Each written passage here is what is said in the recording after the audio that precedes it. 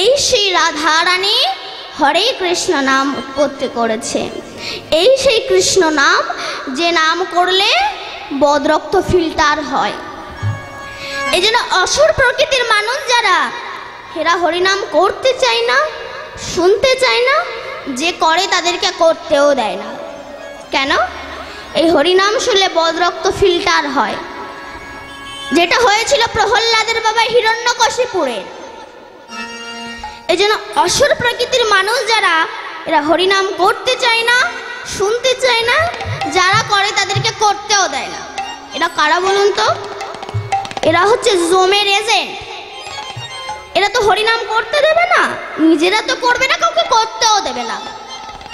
আপনারা হরিনাম শুনতে আসবেন, কোথায় যাচ্ছি যদি বলেন হরিনাম শুনতে, এই বয়সে হরিনাম, এই বয়সে হরিনাম করবে না তো কোন বয়সে করবে? আগে একটু বুড়ো হই, তারপরে হুড়ো মারব।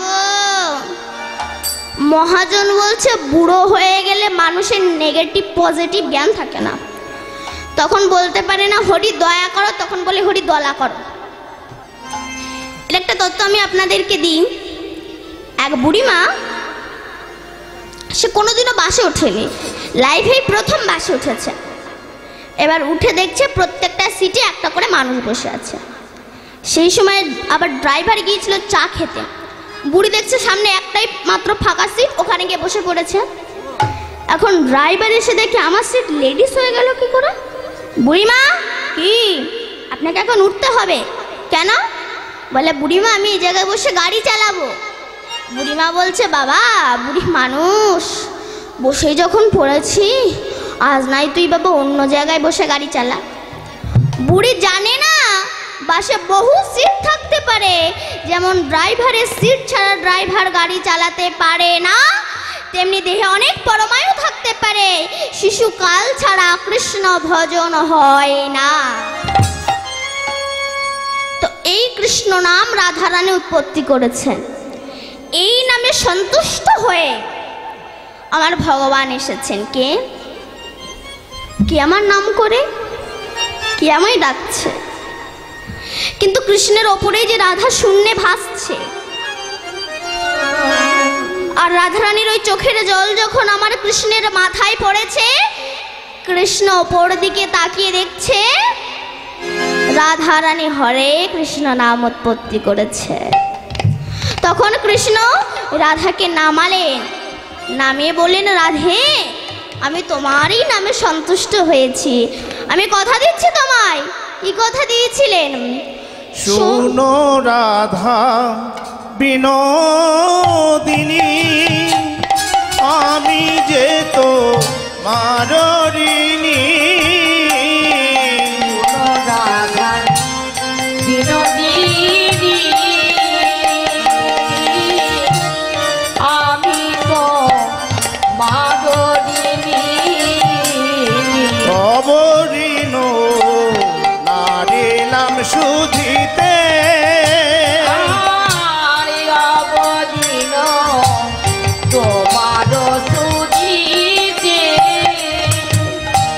শুধিতে তো মারো ধার, মনে করি আরো বার, শুধিতে তো মারো ধার, পরিবার আরো ধার। কোন মোর হইল জন্মিতে,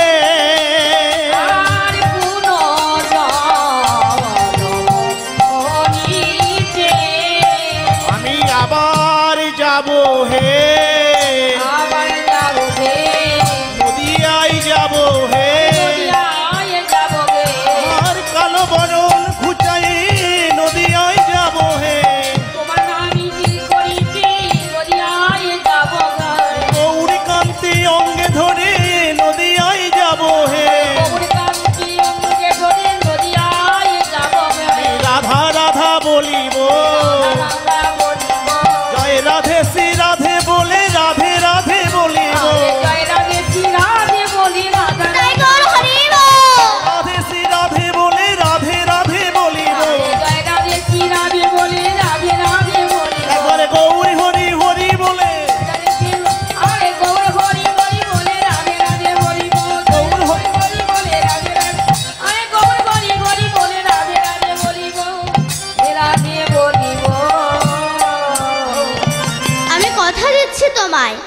এই নাম আমি জীবের হাতে পায়ে ধরে বেলাবো।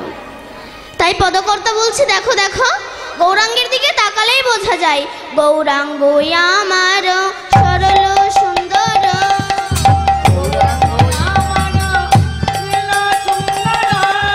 গৌরাঙ্গ আমার সরল সুন্দর, গৌরাঙ্গ আমার গগন সুন্দর, দিগবাধিতে ওর সাত্বিক ভাবেতে ও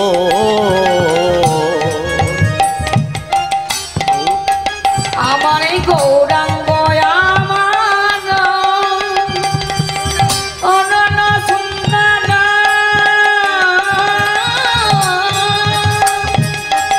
গৌরাঙ্গ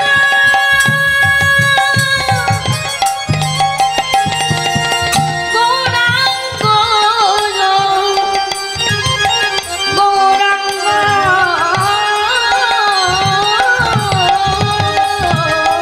গৌরাঙ্গ আমার অনন্য সুন্দর,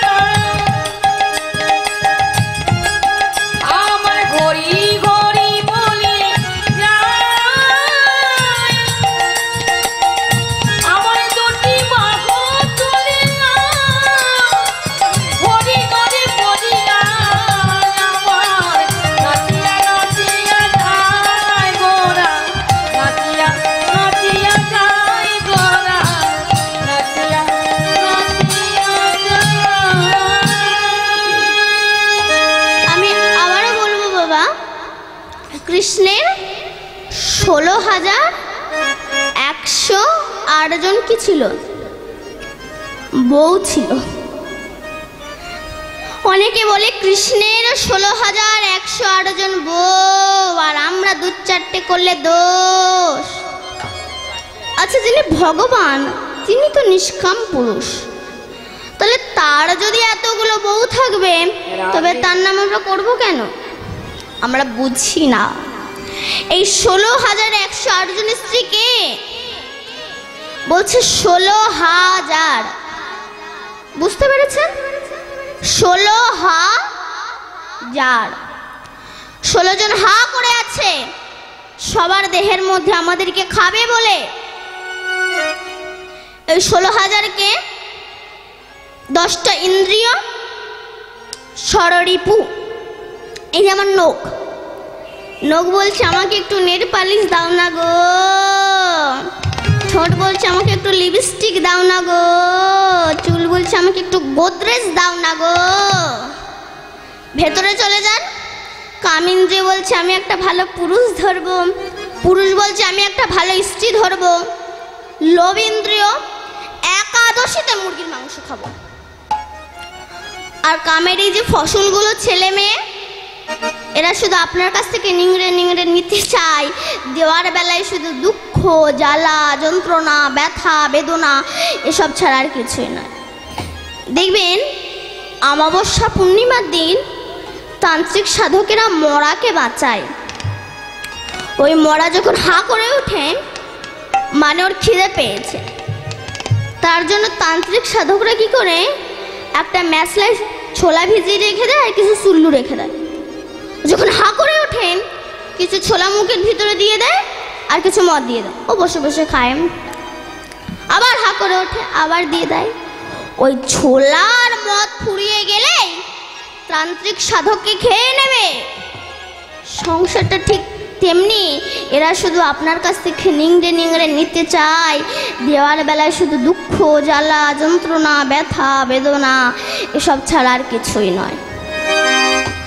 আর এই যে লোভ ইন্দ্রিয়, অনেকে বলে বাবা প্রতিদিনই তো মাছ মাংস খাচ্ছিস, অন্তত একাদশী অমাবস্যা পূর্ণিমার দিন খাস না। তখন সে কি বলে জানেন? আপনি বেশি জানেন, আত্মা ভগবান, আত্মা যা চায় গিলে যাও তাই। আপনি কি আত্মার দাস? আত্মা যা চাইবে আপনাকে তাই খেতে হবে।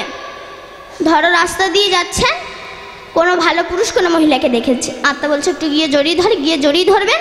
আর পাবলিক যখন ধোলাই দেবে বলে মেরো না, আত্মা ভগবান চেয়েছে তাই জড়িয়ে ধরছে, হবে?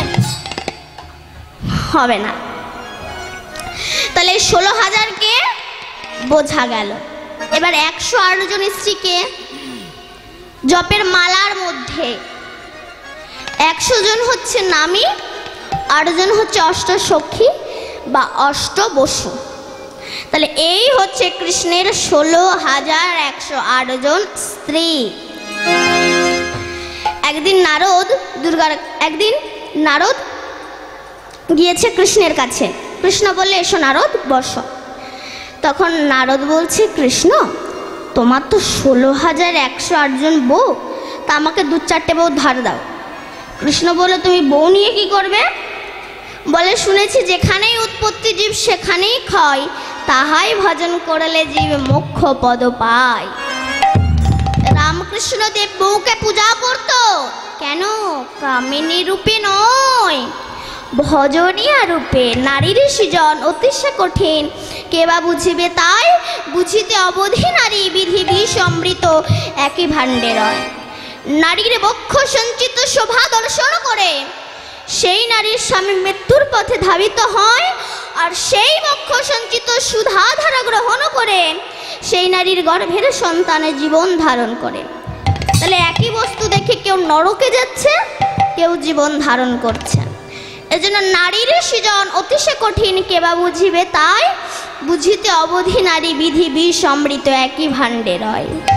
যেমন দীপিকা উজরে অধিকা, ভিতরে অনল শিখা, পতঙ্গ দেখিয়া পড়ায়া ঘুরিয়া পুরিয়া মরে পাখা। দেমতি ঘুরিয়া জগৎ পুরিয়া, কাম অনলে পুরি মরে, কিন্তু রসঙ্গ যে জন সে করায় পান বিষ ছাড়ি অমৃতেরে। হংসচক্র বাক উদক মৃণলে, দুগ্ধ সদা খায়, দেমতি নইলে কোথা প্রমোদিলে, দ্বিজ চণ্ডী দাস এই হাকর। তাই আমাকে 2-4টে বউ ধার দাও। কৃষ্ণ বলল, ঠিক আছে নারদ, আমি যে ঘরে থাকবো না তুমি সেই ঘর থেকে যে কটা পারো তুমি বউ নিয়ে যেও। এখন নারদ ফ্রি মাইন্ড হয়ে গিয়েছে, কৃষ্ণ তো বলেই দিয়েছে। এখন প্রথম ঘরে ঢুকেছে, সেখানে গিয়ে দেখছে কৃষ্ণ শঙ্খ চক্র গদা পদ্ম নিয়ে দাঁড়িয়ে আছে। কৃষ্ণ শুধু বাঁশি নিয়ে প্রেম করেনি, লক্ষ লক্ষ অসুরকে হত্যা করেছে। আমরা বলি কৃষ্ণের 16,108 জন বউ, আমরা 2-4টে করলে কেন দোষ হয়?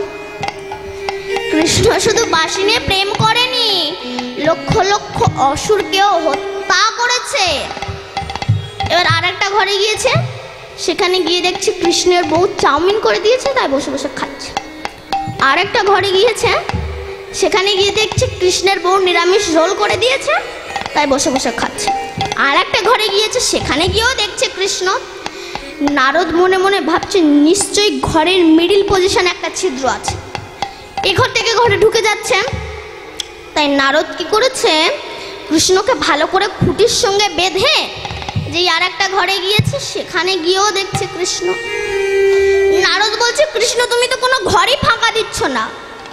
কৃষ্ণ বলল, নারদ আমি যে ঘরে থাকি না, সেই ঘরটাই তো থাকে না নারদ।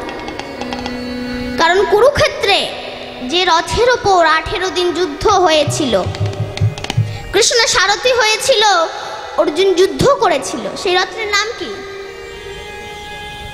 কপিধ্বজ রথ। কপি মানে হনুমান, হনুমানের বাবার নাম কেশরী।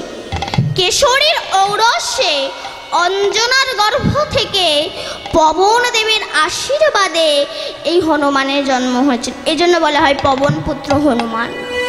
এই জন্য রথের ওপর হনুমান বসে আছে। পবন মানে বাতাস, এই দেহটা আমাদের বাতাসে পরিপূর্ণ।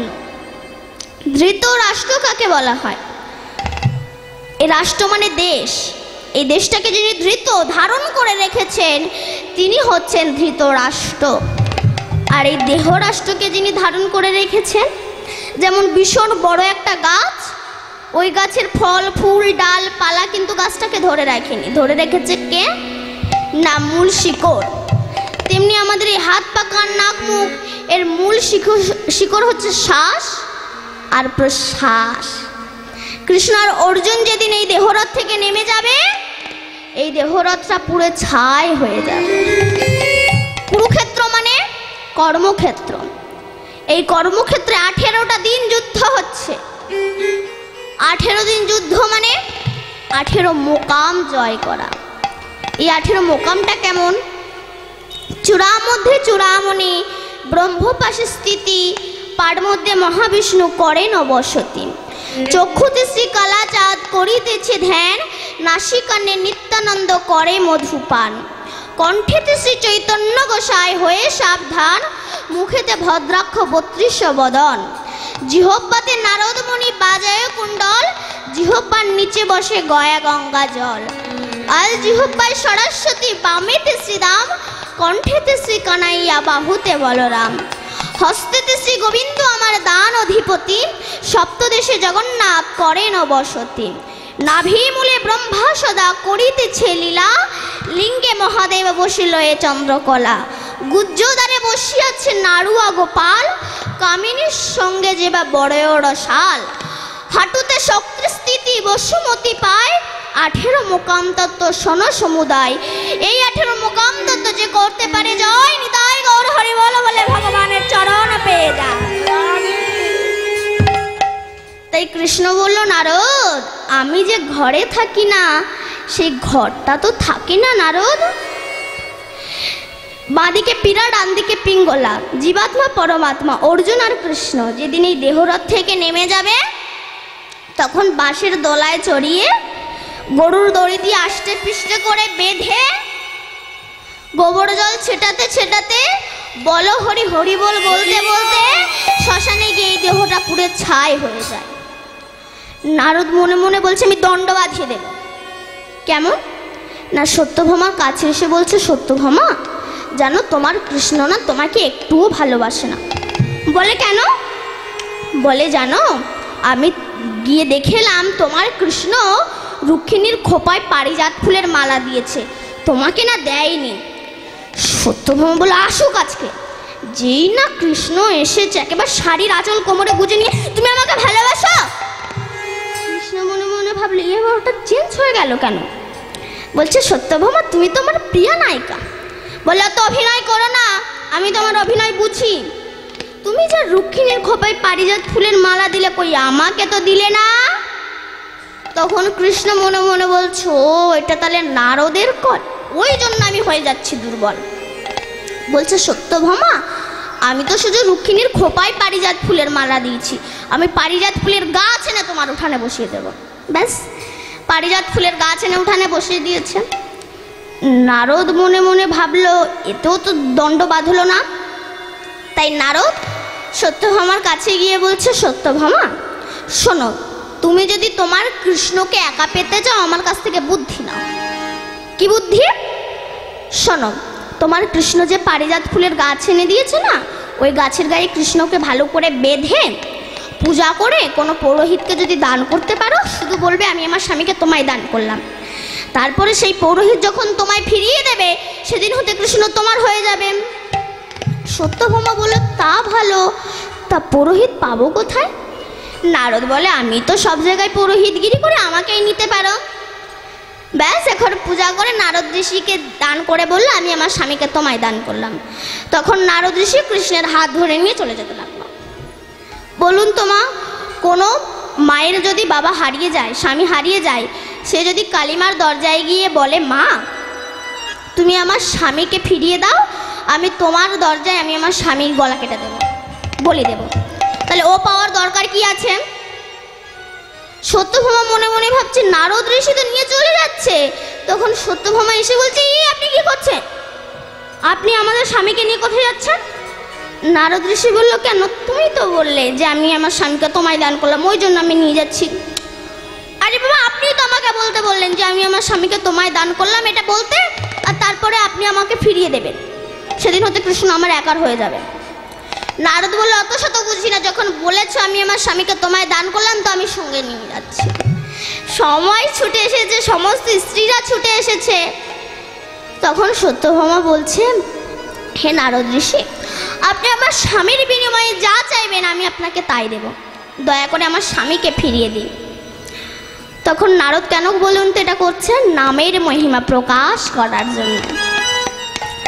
নারদ বলছে ঠিক আছে, দাড়ি পাল্লানো তুলাব্রত শ্রীমদ্ ভাগবতে আছে, এনেছে, এনে তার একদিকে কৃষ্ণকে বসিয়েছে, বসে বলছে, কৃষ্ণের ওজনে যতটা স্বর্ণ হয় আমাকে দান করো। রাজা মানুষ তো, কোনো অসুবিধা নাই, ঘরে যত স্বর্ণ ছিল এনে দিল, কিন্তু কৃষ্ণের দিকের দাড়ি পালে একটু ওপর দিকে উঠলো না। তখন সত্যভামা কাঁদছে। রুক্মিণী এসে বলল, ওরে সত্যভামা, তুই যে অলংকারের অহংকার মঞ্চে বসে আছিস, তুই এক কাজ কর, তুই চোখের জলে ভেসেই কৃষ্ণ কৃপা করো বলে তুলসী পাতা ভক্তি ভরে আমাদের স্বামী যে দাঁড়িপাল্লায় বসে আছে তার বিপরীত দাঁড়িপাল্লায় দে, দেখবি আমাদের স্বামীর দিকে দাঁড়িপাল্লা ওপর দিকে উঠে যাবে। তখন সত্যভামা নয়ন জলে ভেসে কৃষ্ণ কৃপা করো বলে যেই না তুলসী পাতা ভক্তি ভরে কৃষ্ণ যে দাঁড়িপাল্লায় বসে,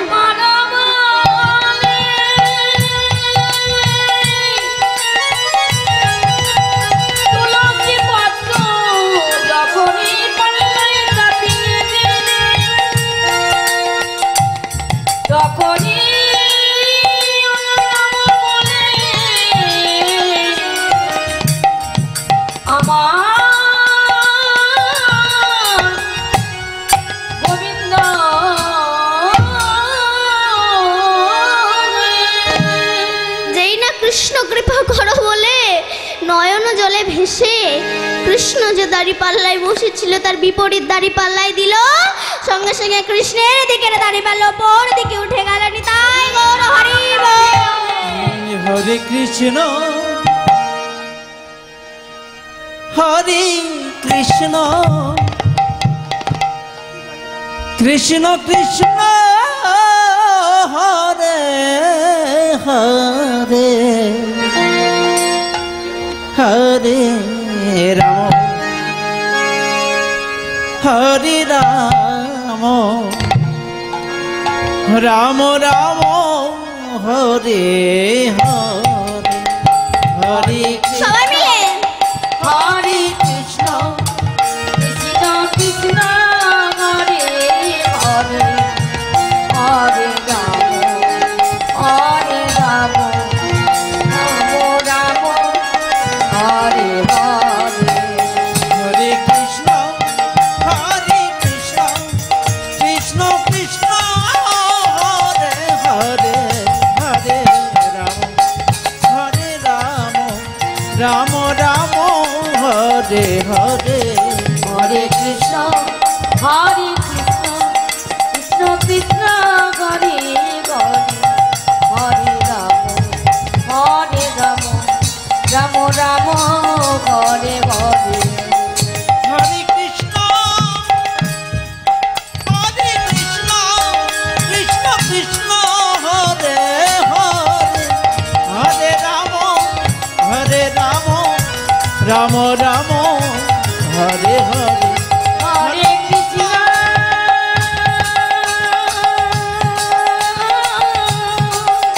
হরে কৃষ্ণ কৃষ্ণ কৃষ্ণ হরে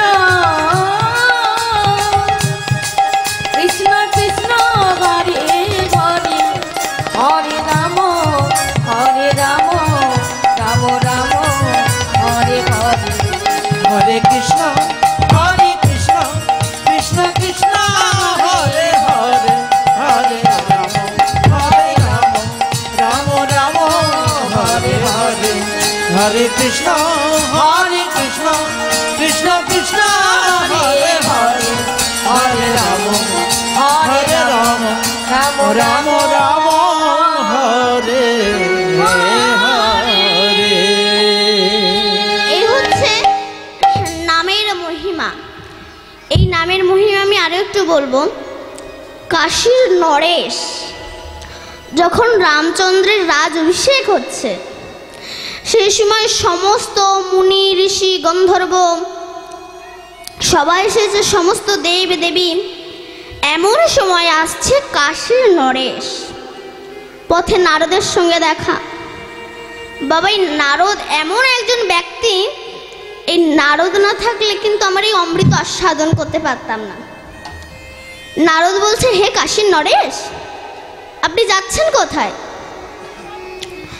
বলে, রামচন্দ্রের রাজ অভিষেক, ওখানেই যাচ্ছি। নারদ বলল, আমিও তো যাচ্ছি ওখানে। তা আমি তো বহু দূর থেকে বেয়ালা বাজাতে বাজাতে হেঁটে হেঁটে আসছি, আমার খুব পা ব্যথা করছে, তোমার একটু রথে আমাকে তুলে নাও। তখন নরেশ বললেই তো আমার সৌভাগ্য যে আপনার মতো মুনি ঋষির চরণ ধুলে আমার রথে পড়বে। আসুন আসুন বসুন। রথে তুলে নিয়েছেন। এখন নারদের তো সুড়সুড়ি দেওয়া কাজ, ও সুড়সুড়ি দেওয়া শুরু করে দিয়েছে। নারদ বলছে, শোনো কাশী নরেশ, তুমি রাজা বলে কথা, আবার কাশী ধামের রাজা, তা তোমাকে একটা কথা শিখিয়ে দিচ্ছি, সেটা যেন তুমি বলবে না কাউকে। কি কথা? শোনো, তুমি ওখানে যাবে, গিয়ে সবাইকে প্রণাম করবে, কিন্তু একজনকে প্রণাম করবে না। সে কে? রামের গুরুদেব বিশ্বামিত্র। কেন না, বিশ্বামিত্র উনি ক্ষত্রিয়, উনি ব্রাহ্মণ নন, সাধনা করে ব্রাহ্মণ হয়েছে, তাই ওনাকে প্রণাম করবে না। এবার রামচন্দ্র রাজ অভিষেকে ওখানে নারদ এসে বসেছে, নরেশও এসেছে। এখন নরেশ সবাইকে প্রণাম করলো, কিন্তু বিশ্বামিত্রকে না প্রণাম করে পরকে প্রণাম করতে চলে গেল, বিশ্বামিত্রকে প্রণাম করলো না। তখন বিশ্বামিত্র মনে মনে ভাবছে, এই সবার মাঝে আমাকে অপমান করলো। ঘরে এসে শুয়েছে ভীষণ রাগান্বিত। আর এমন সময় রামচন্দ্র সবার ঘরে গিয়ে জিজ্ঞাসা করছে, কোনো অসুবিধা হচ্ছে না তো? কি হচ্ছে আমাকে বলুন, কি দরকার, কোনো অসুবিধা নেই তো? এমন সময় এসেছে বিশ্বামিত্রর কাছে, গুরুদেব আপনার কোনো অসুবিধা হচ্ছে না তো? কোনো কিছু হচ্ছে না তো? কি চাই আপনার? তখন বিশ্বামিত্র বলল, শোনো রাম, আমার কোনো অসুবিধা নাই, কিন্তু শুধু একটাই অসুবিধা হচ্ছে। কি না, তোমার এই রাজসভায় আমাকে ভীষণভাবে অপমান করা হয়েছে। রামচন্দ্র বলল, কে আপনাকে অপমান করেছে? যে আপনাকে অপমান করেছে তাকে যে শাস্তি দিতে বলবেন আমি তাকে সেই শাস্তি দেব। বিশ্বামিত্র বলল, শোনো রাম, আমাকে যে অপমান করেছে তার নাম হচ্ছে নরেশ, তুমি তার মাথা কেটে এনে আমার পায়ের ধারে দিতে হবে। কিন্তু রামচন্দ্র তো দয়াল ঠাকুর, কাটাকুটি পছন্দ করেন না, কিন্তু আপনি আচারি ধর্ম জীবের শেখায়, সেই তো সিদ্ধান্ত গীতা ভাগবতে গায়। রামচন্দ্র বলল, ঠিক আছে। এ কথা চারিদিকে ছড়িয়ে গেল। নরেশ মনে মনে ভাবছে, যে আমাকে এই কলটা বাদিয়েছে, যে এই পজিশনে আমাকে আনিয়েছে, সে বেঁচে থাকবে আর আমি মরে যাবো, এটা তো হবে না। যদি মরি তোকে সঙ্গে নিয়েই মরবো। নরেশ কি করেছেন, নারদের কাছে গিয়েছে। নারদ, ও নারদ।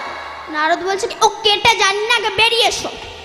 বলে, আরে বাবা তুমি এত রেগে আছো কেন? বলে, শোনো, তুমি তো আমাকে বললে যে বিশ্বামিত্রকে প্রণাম করতে পারো, তা আমি তাই প্রণাম করিনি। তার শিষ্য রাম আসছে আমার মাথা কেটে নেবে, তাই তোমার আগে মাথা কাটবো, তারপর আমার মাথা কাটবে। তখন নারদ মনে মনে ভাবছে, লোকের বাধাতে গিয়ে তো আমার নিজেরই বেঁধে যাচ্ছে। নারদ বলছে, শোনো নরেশ, দেখো তুমি মরবে আমি মরবো, এসব মরামরিচ্ছে, তুমি এক কাজ করো, রক্তারক্তির চেয়ে তুমি হনুমানের বা অঞ্জনার কাছে যাও, সেই কোনো উপায় বলে দিতে পারবে। নরেশ ছুটতে ছুটতে অঞ্জনার কাছে গিয়েছে। মা গো, তুমি আমায় রক্ষা করো, মা তুমি কৃপা করো, হনুমান তোমার একটা যেমন ছেলে, আমি তোমার একটা ছেলে, মা তুমি আমায় কৃপা করো। তো কেঁদেই যাচ্ছে। ফাঁসির অর্ডার আসলে কেমন হয়, কেঁদেই যাচ্ছে। অঞ্জনা বলছে, বাবা কাঁদিস না, বস, কি হয়েছে? বলে, রাম আসছে আমার মাথা কেটে নেবে। তখন অঞ্জনা বলছে, বাবা আমি তো কি করব বল, আমি কি করতে পারি? তখন নরেশ বলছে, মা ওই যে তোমার ছেলে হনুমান, ও তো রাম ভক্ত, ওই কিছু করতে পারে, মা তুমি আমায় কৃপা করো। তখন অঞ্জনা 3 বার ডাক দিয়েছে হনুমান বলে, হনুমান। সেই সময় হনুমান রাম নাম করতে করতে উপস্থিত হয়েছে। জয় শ্রীরাম। মা আমায় ডেকেছিলে? অঞ্জনা বলল, বাবা ইনি নরেশ, এনার মাথা একজনের কেটে নিতে আসছে। হনুমান বলল, কে ওনার মাথা কাটবে? তার 14 পুরুষের মাথা কেটে নেয় আমি। কে তোমার মাথা কাটবে? তার বাপের মাথা আমি কেটে আনবো। কিন্তু কে মাথা কাটবে এটা তো বলেনি, ওই জায়গাটা লুকিয়ে রেখেছে। কে মাথা কাটবে বলে, সর্বনাশ, যার কথা শয়নে স্বপনে জাগরণে চলনে ফেরনে উঠতে বসতে শুতে ঘুমোতে যার কথা মনে করে সেই রাম। কিন্তু হনুমান তো কথা দিয়েছে। হনুমান বলল, নরেশ তুমি এক কাজ করো, তুমি গঙ্গা জলে নাভি সরোবরে দাঁড়িয়ে রাম নাম করো, দেখবে রাম তোমাকে মারতে পারবে না। তখন নরেশ নাভি সরোবরে দাঁড়িয়ে চোখের জলে ভেসে রাম নাম করতে লাগলো। আর এমন সময় রামচন্দ্র এসে দেখছে যার মাথা কাটবে সেই তো আমার নাম করছে, কিন্তু গুরুদেবকে তো কথা দিয়েছে। তাই রামচন্দ্র আর বিলম্ব না করে বাণ মেরেছে। যখন গুরু গুরু বলি রাম বাণ মারিল, রামের মালা পদ্ম ফুলের মালা হয়ে ভক্তের গলাতে পড়িল। রাম মনে মনে ভাবছে আমার বাণ তেমন হয় না, এখন ভোর হয়েছে, মালা রামের জুটেছে, জ্বালা কি করি। কিন্তু গুরুদেবকে যে কথা দিয়েছে, তাই রাম বলল আমি আমার নিজের মাথা কেটে গুরুদেবের চরণে দেব। বলে যেই মাথাটা কাটতে যাবে, তখন বিশ্বামিত্র এসে বলল, রাম তোমার গুরু ভক্তি বলিহারি যায়, আর কারোর মাথা কাটতে হবে না, তুমি চলে এসো। ফিরে এসো। রাম ফিরে এসেছে। সেই দিন নরেশ মনে মনে ভেবেছিল নামের এত করুন না, আর নরেশ বাড়ি ফিরে গেলেন না। ওই সিক্ত বসনে তিনি সন্ন্যাস ধর্ম গ্রহণ করলেন। এই হচ্ছে নামের মহিমা।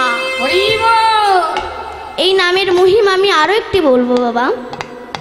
অশ্বপতি রাজা, এনার কোনো সন্তান ছিল না, তাই সাবিত্রী মায়ের সাধনা করে একটা সন্তান পেয়েছিলেন। তার নাম রেখেছে সাবিত্রী। সাবিত্রী বড় হয়েছে, বিবাহের বয়স হয়েছে।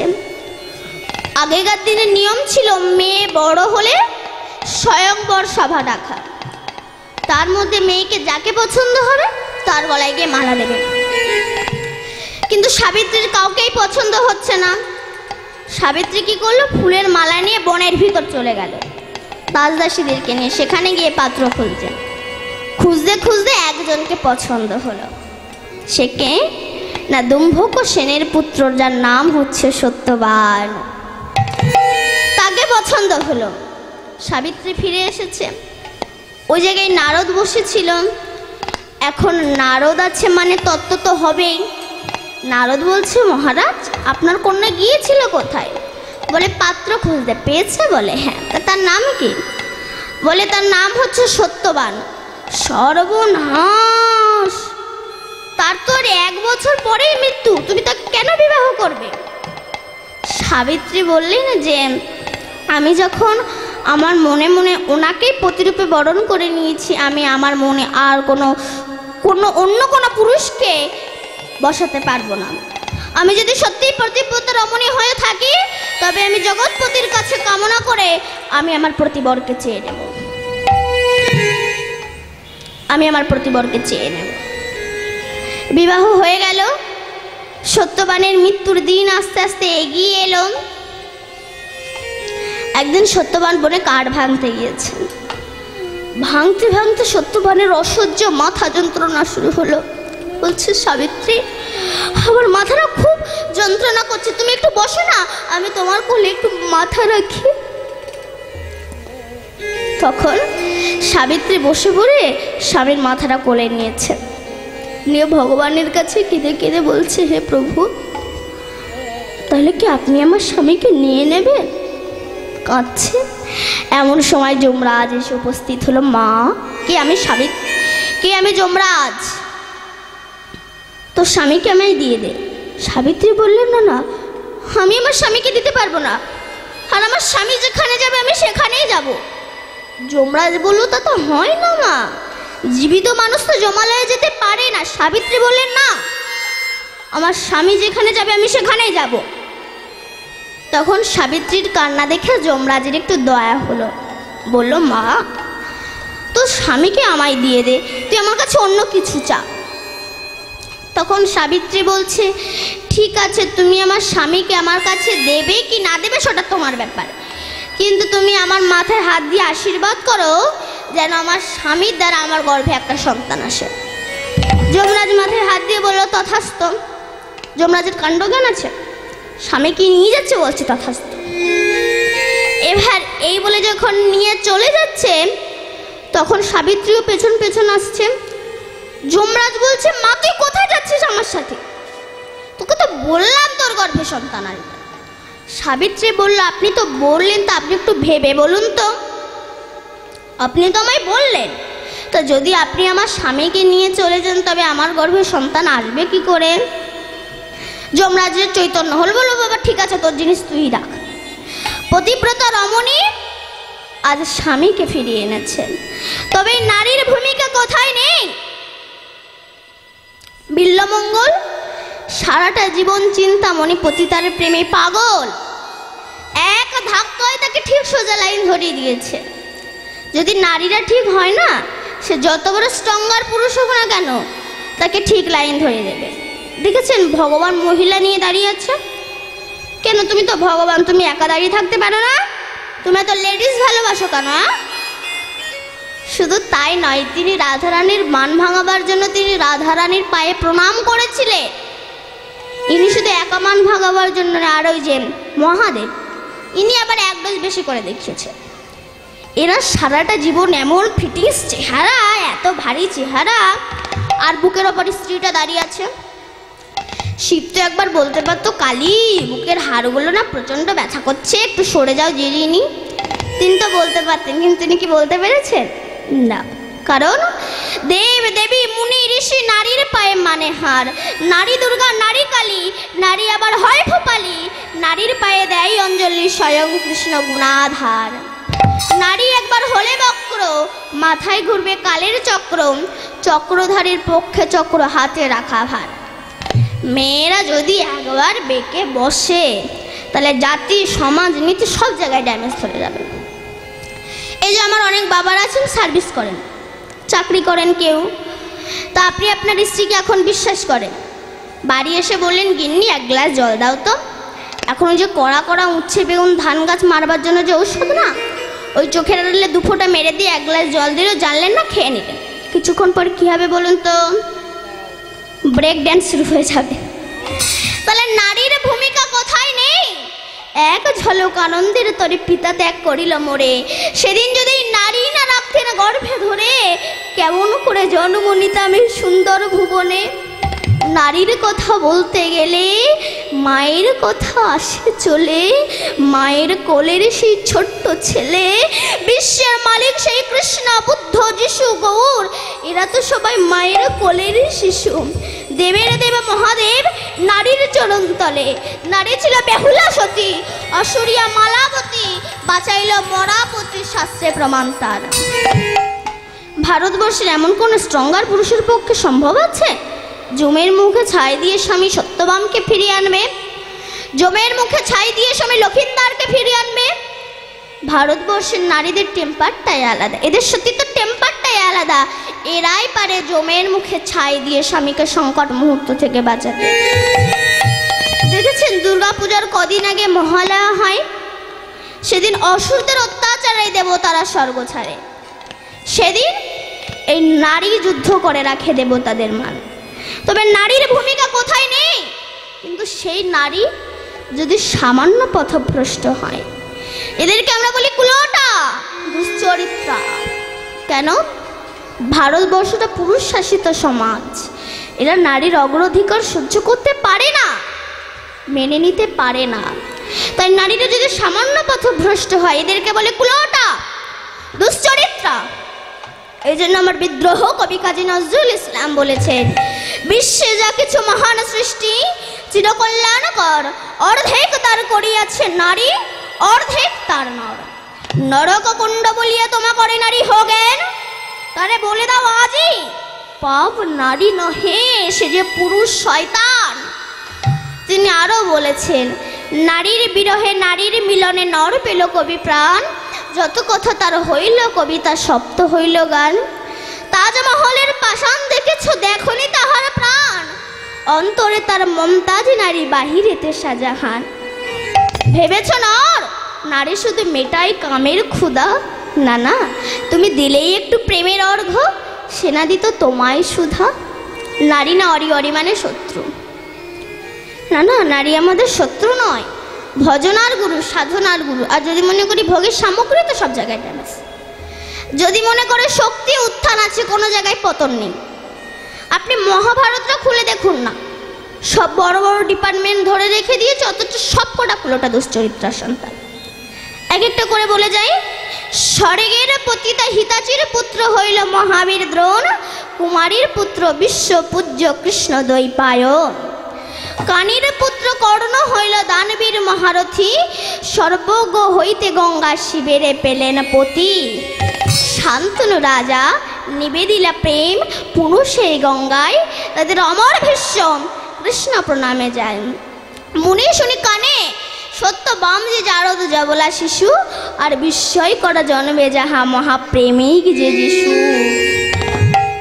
মহাভারতে যিনি সবচেয়ে বড় অস্ত্রগুরু দ্রোণাচার্য, এনার উপরে আর কোনো অস্ত্রগুরু নেই।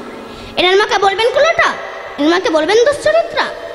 তারপর যিনি পুরাণ রচনা করেছিলেন দ্বৈপায়ন বেদব্যাস, পরাশর মুনির ঔরসে, এনার মা যখন কুমারী ছিল তার গর্ভ থেকে জন্মগ্রহণ করেছিল। তবে এনার মাকে বলবেন কুলোটা, এই ছেলেটাকে বলবেন দুশ্চরিত্রার ছেলে। তারপরে মহাভারতে সবচেয়ে যিনি দানী ব্যক্তি কর্ণ, কুন্তী যখন কুমারী ছিল তার কর্ণ থেকে জন্মগ্রহণ করেছিল বলে নাম হয়েছে কর্ণ। এনার মাকে বলবেন কুলোটা, এনার মাকে বলবেন দুশ্চরিত্রা। তাহলে গঙ্গা প্রথমে মহাদেবকে প্রতিরূপে বরণ করেছিল, তারপরে শান্তনু রাজার সঙ্গে বিবাহ হলো। এক নারী যখন এক পুরুষে মন দেয় তখন তাকে বলা হয় সতী। এক নারী যখন দুই পুরুষে মন দেয় তখন তাকে বলা হয় দ্বিচারিণী। এক নারী যখন তিন পুরুষে মন দেয় তখন তাকে বলা হয় ধর্ষিতা। এক নারী যখন চার পুরুষে মন দেয় তখন তাকে বলা হয় শৈরিণী।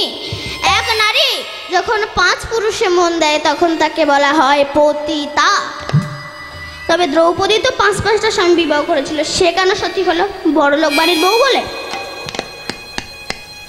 এই দ্রৌপদী তো কারো গর্ভ থেকে জন্মগ্রহণ করেনি, আগুন থেকে এর জন্ম হয়েছিল।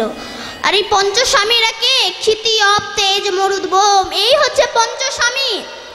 তাহলে এটা গেল। আর এই মুনি শুনি কানে সত্য বাম যে জারদ জবলা শিশু, আর বিস্ময় করো জন্মে যাহা মহাপ্রেমিক যে যিশু। মুনিদের মধ্যে সর্বশ্রেষ্ঠ মুনি হচ্ছে সত্যকা, যিনি জারম্ভার গর্ভে জন্মগ্রহণ করেছিল। এনার মাকে বলবেন কুলোটা, এনার মাকে বলবেন দুশ্চরিত্রা। দেখেছেন কত বড় বড় ডিপার্টমেন্ট ধরে রেখে দিয়েছে। তারপর যিনি খ্রিস্টান ধর্মের শাসক পালক যীশু খ্রিস্ট, এনার মাকে বলবেন কুলোটা, এনার মাকে বলবেন দুশ্চরিত্রা। দেখেছেন কত বড় বড় ডিপার্টমেন্ট ধরে রেখে দিয়েছে। তো একটা মা যদি মনে করে আমি আমার সংসারকে কৃষ্ণ ভক্তি সংসার করব, তবে সেই মা কিন্তু পারে। আর সেই মা যদি মনে করে আমি আমার সংসারকে অতলে তলিয়ে দেব, তবে সেই মা কিন্তু পারে। বলুন তো আমরা ছিলাম কোথায়? সেই পতিব্রতা রমণী সাবিত্রী। তখন যমরাজের যে পার্ষদ তারা বলছে, আচ্ছা যমরাজ আপনি একটা লিস্ট করে দিন তো, কাদেরকে এই জমালয়ে আনবো। তখন যমরাজ বলছে, ঠিক আছে তোমরা একটা লিস্ট করে নাও, যারা হরিনাম করে না, হরি বলে না, হরিনাম শোনে না, তাদেরকে নিয়ে আসবে। আর যারা কীর্তন শুনতে সে ঘুমায়, ওইগুলোকে আগে নিয়ে আসবে। আমাদেরকে বলে দিলেন, তা সত্ত্বেও সেই গৌরাঙ্গ মহাপ্রভু আমাদেরকে বারবার কৃপা করতে এলেন। এইবারও এলেন, ভজ শ্রী কৃষ্ণ, কহ শ্রী কৃষ্ণ, লহ শ্রী কৃষ্ণের নাম রে। ভজ শ্রী কৃষ্ণ, কহ শ্রী কৃষ্ণ, লহ শ্রী কৃষ্ণের নাম রে। না শ্রী কৃষ্ণ ভজে, যে হয় আমার প্রাণ রে। ভজ শ্রী কৃষ্ণ, কহ শ্রী কৃষ্ণ, লহ শ্রী কৃষ্ণের নাম রে। দিন কহ শ্রী কৃষ্ণ, লহ শ্রী কৃষ্ণের নাম রে। দিন গেলে ইহা শ্রী কৃষ্ণ যে বলে একবার রে। দিন গেলে ইহা শ্রী কৃষ্ণ কৃষ্ণ যে বলে একবার রে, সেই জন্য আমার হয় আমি হই তার রে। ভজন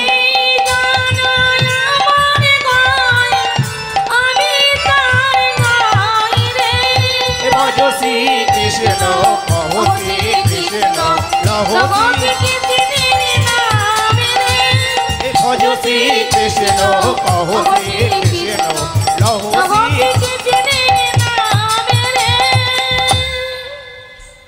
বলুন সচিনন্দন গৌর হরি কি। আমি জানি ভগবানের নামে হাত তুলতে আমাদের লজ্জা লাগে, কিন্তু ভগবানকে পেতে গেলে তো সে শরণাগতি চাই। কারণ যখন পঞ্চ পাণ্ডব যুধিষ্ঠির পঞ্চ পাণ্ডব দুর্যোধনের কাছে দ্রৌপদীকে পণ রেখে যখন পাশা খেলায় হেরে গেল, তখন দুর্যোধন বলল, যাও দুঃশাসন, গিয়ে দ্রৌপদীর ওই চুলের মুঠি ধরে টানতে টানতে আমার এই রাজসভায় আনো। তখন দুঃশাসন গিয়ে ওই দ্রৌপদীর কেস ধরে টানতে টানতে এনে রাজসভার মাঝে ফেলে দিলে। যখন বিবস্ত্র করাবার জন্য এগিয়ে গেল, তখন দ্রৌপদী ছুটে গেলেন অন্ধ ধৃতরাষ্ট্রের কাছে। দাদু, পিতা, আমি আপনার কন্যার মতো, আপনি আমাকে কৃপা করুন। অন্ধ ধৃতরাষ্ট্র বলেছিল, মা আজ আমার কিছু করার নেই, আজ আমি কিছু করতে পারবো না।